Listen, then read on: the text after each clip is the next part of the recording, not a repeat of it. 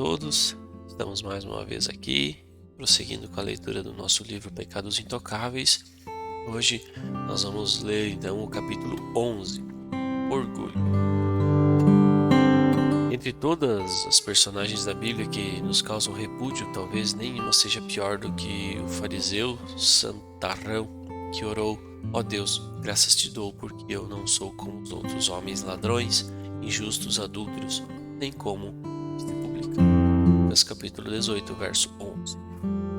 A ironia, porém, está no fato de que, enquanto o condenamos, agimos da mesma forma moralista, sem nem perceber. Nesse capítulo vamos estudar o pecado do orgulho. Não o orgulho em geral, porém, algumas de suas manifestações que são especialmente tentadoras aos cristãos. Examinaremos o orgulho do moralismo, o orgulho da doutrina correta, o orgulho das realizações e o orgulho do espírito independente. Ao analisar esses pecados sutis, oro para que eu mesmo não caia no orgulho do espírito crítico. Sim, gostaria de deixar claro, logo de início, que não estou livre do orgulho, especialmente do tipo que se esconde atrás do jaleco de um professor. Um dos problemas com o orgulho é que o enxergamos nas outras pessoas, mas não em nós mesmos. Estou bastante ciente da pergunta de Paulo. Tu, pois, que ensinas a outros, não ensinas a ti mesmo? Tu que pregas que não se deve furtar, furtas? Romanos capítulo 2, verso 21. Portanto, peço ao leitor que ore comigo para que Deus revele a cada um de nós o orgulho que ele enxerga em nossas vidas. Tiago e Pedro enfatizam a importância do assunto com este aviso: Deus se opõe aos arrogantes. Tiago capítulo 4, verso 6. 1 Pedro capítulo 5, verso 5. Moralismo. Na parábola de Jesus, o pecado do fariseu foi o que chamaríamos de moralismo. Esse pecado se expressa no sentimento de superioridade moral em relação a terceiros. Esse tipo de orgulho não se limita aos cristãos, manifesta-se no reino político e cultural, entre liberais e conservadores. Quem acredita, por exemplo, que é campeão dos altos padrões morais na área política, econômica ou ecológica, muito provavelmente se orgulha em ser dono da verdade. Infelizmente, essa atitude é bastante comum entre os evangélicos conservadores. O pecado da superioridade moral é uma armadilha na qual caímos com facilidade, pois a sociedade como um todo comete ou aceita abertamente pecados como imoralidade, divórcio, homossexualismo, aborto, embriaguez, drogas, avareza e outras incidências flagrantes e escandalosas. Por não cometermos esses pecados, nós nos achamos moralmente superiores e olhamos com certo desdém e desrespeito aqueles que os cometem. Claro que os pecados que mencionei são coisas graves que destroem os alicerces morais da sociedade em que vivemos. São pecados sérios de verdade. Respeito os líderes cristãos dos nossos dias que levantam vozes proféticas contra eles. Contudo, o pecado que nos emaranha é o do moralismo, o espírito crítico que ele provoca em relação às pessoas que cometem esses pecados.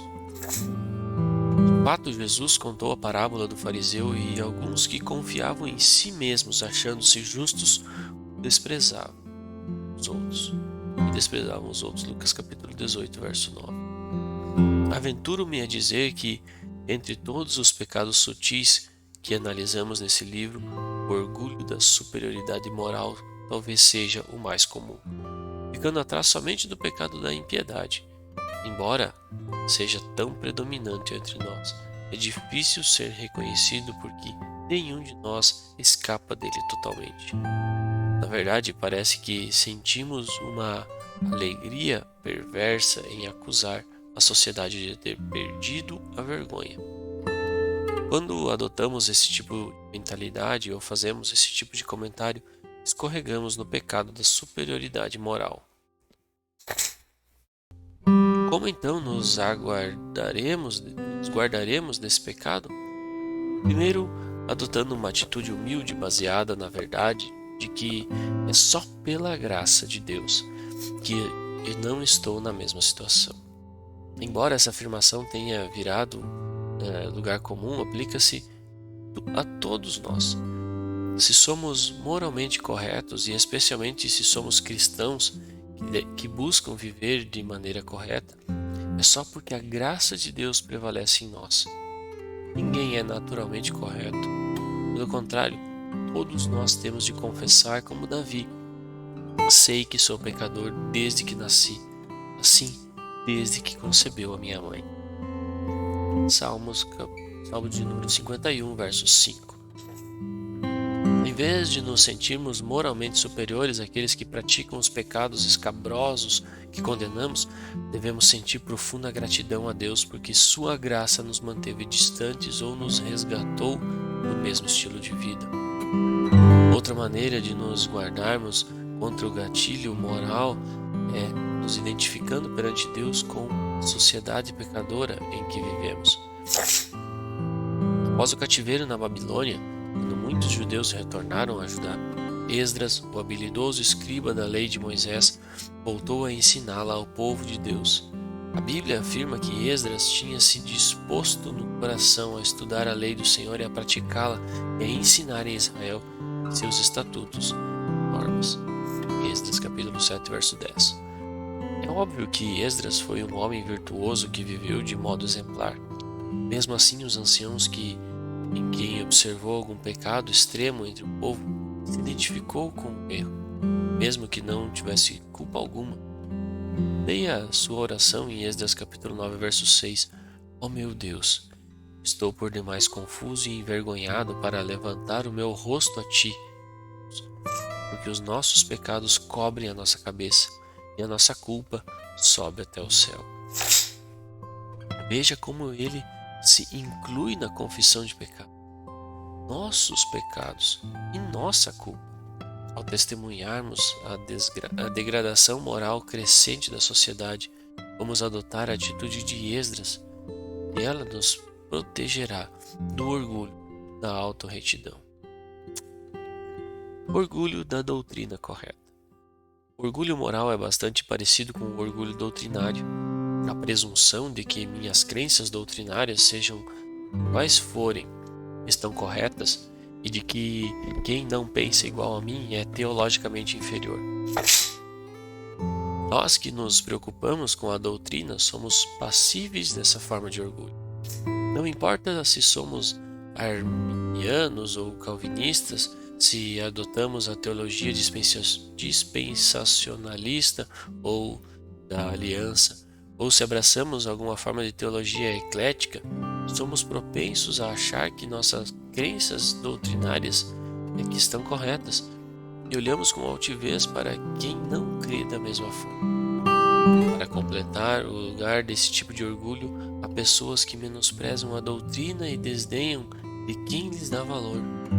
Isso é orgulhar-se de um sistema de crença em particular, seja ela qual for. Isso também mostra que achamos que nossas crenças nos tornam espiritualmente superiores a quem crê de um modo. Em 1 Coríntios capítulo 8, Paulo trata dessa forma de orgulho em relação aos alimentos oferecidos aos ídolos.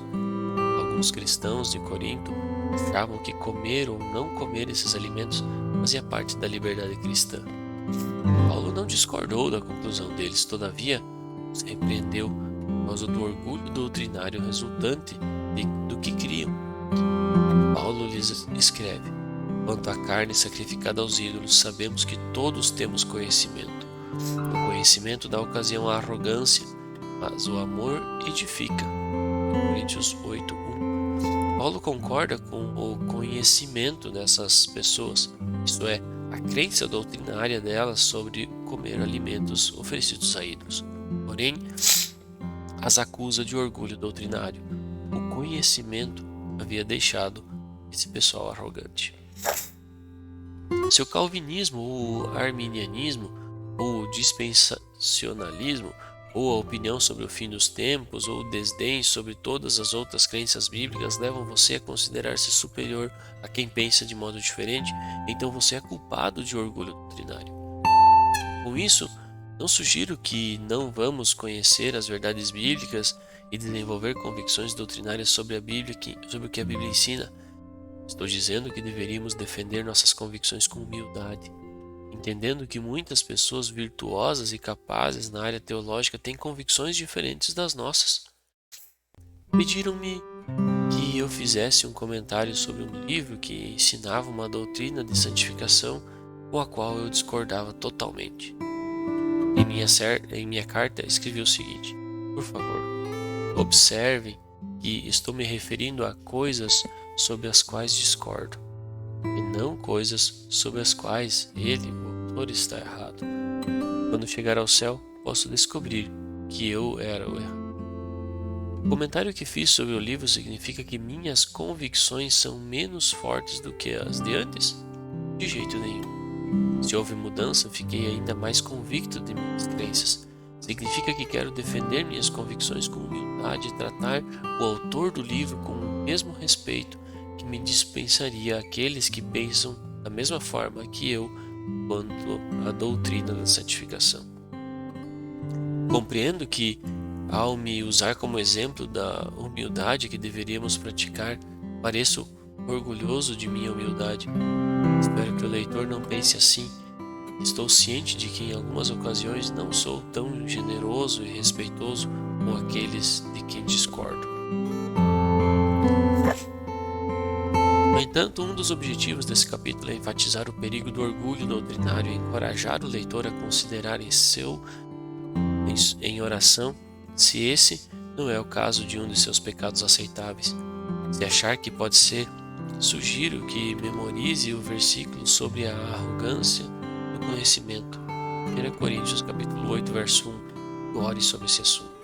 Depois, procure identificar com precisão as áreas em que você é inclinado a ser orgulhoso doutrinariamente. E peça que Deus o capacite a defender suas convicções com espírito genuíno e humilde. Orgulho das realizações. Segundo a Bíblia, geralmente existe um relacionamento de causa e efeito entre trabalho eficiente e sucesso no empreendimento, seja ele acadêmico, esportivo, profissional ou financeiro. Por exemplo, Provérbios capítulo 13, verso 4 afirma: o preguiçoso deseja e não consegue nada, mas o desejo do diligente será satisfeito. Paulo exortou Timóteo em seu ministério: procura apresentar-te aprovado diante de Deus. 2 Timóteo capítulo 2, verso 15. E Paulo se esforçou ao máximo em seu trabalho para Deus. 1 Coríntios capítulo 9, verso 26 e 27, Filipenses capítulo 3, versos 12 a 14. No entanto, a Bíblia também afirma que o sucesso em qualquer empreendimento está sob o controle soberano de Deus. 1 Samuel capítulo 2, verso 7, Salmo de número 75, versos 6 e 7, e Ageu capítulo 1, versos 5 e 6. Como o texto de 1 Samuel ensina: o Senhor faz empobrecer e enriquecer, abate e também exalta. Dois alunos estudam a mesma matéria e entregam-se com diligência aos livros e cadernos, mas um se sobressai e consegue as notas mais altas, enquanto o outro passa de ano raspando. Que diferença? Talvez Deus tenha dado mais capacidade intelectual ao primeiro e, além disso, uma família que desafia e estimula o crescimento intelectual. Seja qual for a causa, em última instância, a capacidade de realizar ou de sucesso em qualquer empreendimento vem de Deus. No capítulo 10, examinamos Deuteronômio capítulo 8, versos 17 e 18 em relação à gratidão.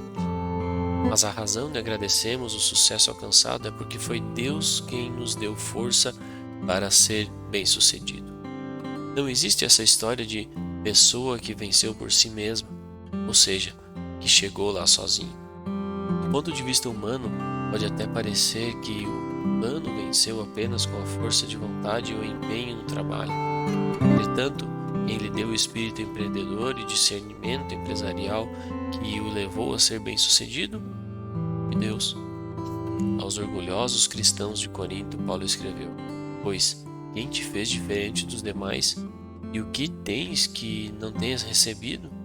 E se o recebeste, por que te orgulhas? Como se não o tivesse recebido. 1 Coríntios capítulo 4, verso 7.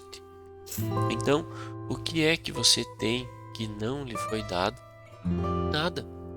Você não tem nada que não tenha vindo como um presente de Deus. O intelecto, os talentos, as habilidades, a saúde, as oportunidades de bom resultado vieram de Deus. Tudo o que temos e o que nos capacita a ser bem-sucedidos recebemos de Deus. Então, por que nos ensoberbecemos, seja em forma de orgulho público ou de modo mais sutil quando desejamos ser orgulhosos sem parecer que somos? Nos dois casos, é porque deixamos de reconhecer que o êxito vem de Deus. Claro, houve muito esforço, mas quem nos deu a capacidade e o desejo de progredir? E quem abençoou os nossos esforços? Basicamente, tudo vem de Deus. Para mim, as pessoas mais chatas desse mundo são as fanfarronas que alardeiam aos quatro ventos que o segredo de seu sucesso nos negócios, ou seja lá onde for, é o trabalho árduo. Até aguentamos isso vindo de um não crente, mas de um crente é realmente ofensivo. Nós que somos do tipo mais caladão, ofendemos a Deus quando falamos em nosso progresso ou do progresso dos nossos filhos sem reconhecer as bênçãos graciosas de Deus. No fim do ano, eu e minha esposa, como tantos outros casais, recebemos cartas de amigos e conhecidos que temos feito ao longo dos anos. De vez em quando, uma das cartas diz algo assim: Nosso filho John se formou na universidade, uma escola muito famosa, como o primeiro aluno da classe. Veja bem, nada errado em comunicar essa boa notícia aos familiares e amigos, mas da maneira que foi dirigida, a carta transmite a ideia: nosso filho é um gênio, não é? Sem reconhecer que sua capacidade intelectual veio de Deus. Se quisermos evitar o pecado sutil do orgulho em relação às conquistas de nossos filhos, a carta poderia dizer algo assim: nosso filho John se formou na universidade, uma de bastante prestígio, como o primeiro aluno da classe. Reconhecemos de coração que a capacidade intelectual de John lhe foi dada por Deus e estamos profundamente agradecidos a ele. Sabemos que Deus não dotou todas as crianças com as habilidades que deu a John. Sempre procuremos instilar essa atitude de gratidão em nosso filho e ensinar-lhe que suas aptidões acadêmicas são responsabilidades que Deus lhe confiou para serem usadas em benefício de outros e para a glória de Deus. Tenho certeza de que outros pais que recebessem a carta iriam se alegrar com os pais de John por Deus tê-lo abençoado tanto. Contudo, sem esse reconhecimento, muitos pais, com razão ou sem razão, talvez sentissem um pouco de inveja porque seus filhos não estão na média ou abaixo da média. Para ilustrar o princípio, usei a excelência acadêmica, mas mesmo seria verdadeiro se John fosse o melhor jogador do time da escola, ou se o John agora fizesse parte do mundo corporativo e tivesse sido promovido a vice-diretor de uma empresa bem-sucedida. Quer o êxito seja nosso ou de nossos filhos, seja lá em que área for, deixar de reconhecer que o sucesso veio sim de Deus leva orgulho das realizações, algo que não agrada ao Senhor. Esse tipo de orgulho é pecado sutil, contudo pecado.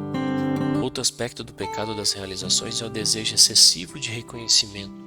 Todos nós gostamos de ser elogiados por um trabalho bem feito ou por muitos anos de serviço fiel à empresa ou à igreja. Todavia, como agimos quando fazemos um trabalho bem feito e ninguém fala nada? Estamos dispostos a trabalhar na obscuridade e a realizar nossa tarefa como se fosse ao Senhor? Ou ficamos descontentes pela falta de reconhecimento? Dois princípios encontrados na Bíblia nos ajudarão a evitar o desejo pecaminoso de ser elogiado. Primeiro, vamos nos lembrar das palavras de Jesus em Lucas capítulo 17, verso 10. Assim também vós, quando fizerdes tudo o que vos for ordenado, dizei: somos servos inúteis, dizemos somente o que devemos fazer. Quando realizamos bem uma tarefa ou tivermos servido fielmente por um longo tempo, nossa atitude deve ser esta: só cumprir minha obrigação. Segundo, temos de entender que, no fim das contas, todo reconhecimento, independente de sua fonte imediata, vem de Deus. É Deus quem exalta um e humilha o outro. Salmos de número 75, versos 6 e 7. Se unirmos esses dois princípios, teremos de dizer: tudo vem pela graça. Não mereço nada e tudo que recebo, inclusive o reconhecimento, é graça de Deus. Portanto, se não sou elogiado, não vou ter um ataque de Deus. Espírito independente. Antes de começar a escrever esse livro, enviei uma lista de pecados aceitáveis a 15 pessoas envolvidas no ministério cristão e pedi-lhe que acrescentassem qualquer pecado que deixei de escapar. 2 pessoas que trabalham com jovens e adolescentes sugeriram que eu incluísse o pecado do espírito independente. Esse pecado se revela principalmente em 2 áreas: resistência à autoridade, especialmente à autoridade religiosa, e atitude insubmissa. Geralmente esses 2 comportamentos andam de mãos dadas. Quando somos jovens, achamos que sabemos tudo, ou como um amigo disse, não sabemos o quanto não sabemos. Quando eu era jovem e solteiro, morei com 2 famílias que tinham filhos pequenos. Hoje, bastante envergonhado, lembro-me de como criticava, em silêncio, o modo de aqueles pais educarem suas crianças. Que orgulho! Jovem e solteiro, sem absolutamente nenhuma experiência na educação de filhos e mesmo assim achando que sabia mais do que eles.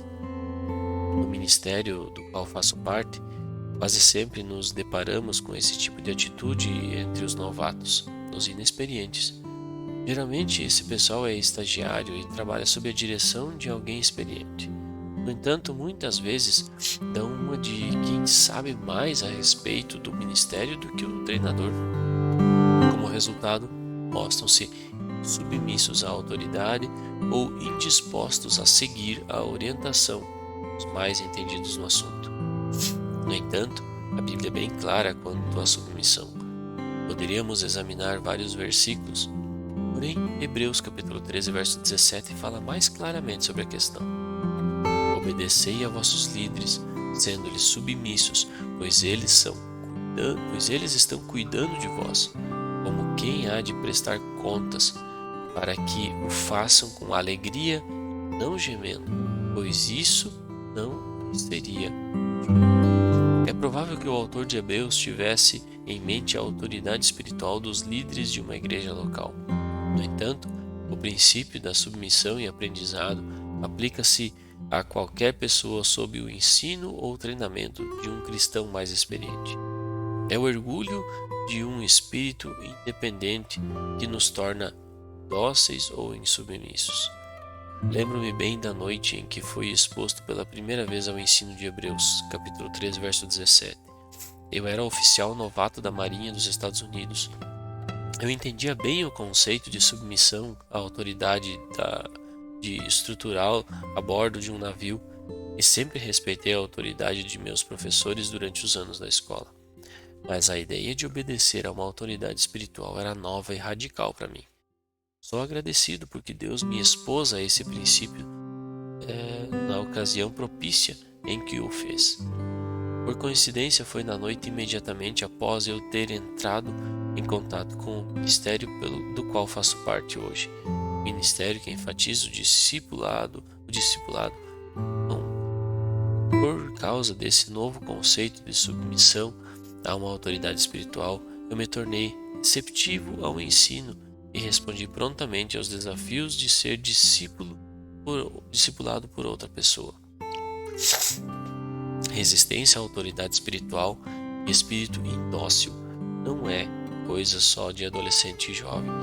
Às vezes me deparo com essa atitude quando ensino a Bíblia a pessoas bem mais velhas. Muitas vezes ouço a seguinte resposta a algo que ensino: bom, tenho uma opinião diferente quanto a isso. Não há referência na Bíblia. É só a opinião da pessoa. Todavia, na mente do interlocutor, sua opinião é fidedigna. Não há disposição de encarar o ensino bíblico. No entanto, a Bíblia é firme quando fala sobre o valor de uma atitude dócil. Provérbios, em particular, tem muito a dizer sobre o assunto. Veja, por exemplo, as seguintes frases de seus primeiros capítulos: Meu filho, se aceitares minhas palavras e guardares contigo meus mandamentos. Capítulo 2, verso 1. Meu filho, não te esqueças da minha instrução e guarda os meus mandamentos no teu coração. Capítulo 3, verso 1. Filhos, ouvi a instrução de seu pai, ficai atentos para que alcanceis o entendimento. Capítulo 4, verso 1. Filho, atenta para a minha sabedoria, inclina os ouvidos às minhas palavras de discernimento. Capítulo 5, verso 1. Meu filho, guarda as minhas palavras e entesoura contigo os meus mandamentos. Capítulo 7, verso 1. Embora o contexto desses versículos tenha a ver com o relacionamento pai-filho, eles revelam o princípio do espírito moldável, disposição, até mesmo o desejo de aprender com as pessoas mais experientes na fé. Para equilibrar esta ação desse capítulo, gostaria de dizer que a autoridade espiritual não significa que a pessoa tem poder de decidir com quem você se casa ou não casa, ou onde você deve trabalhar. Significa que deve existir alguém que se interesse por você e opine sobre esses e outros assuntos semelhantes, dando-lhe conselhos sábios e bíblicos. Significa que as pessoas mais experientes têm como ajudá-lo a crescer e a tornar-se um cristão maduro, capaz de auxiliar outras pessoas. Voltemos agora ao primeiro objetivo desse livro, que é nos levar a identificação dos pecados sutis em nossas vidas.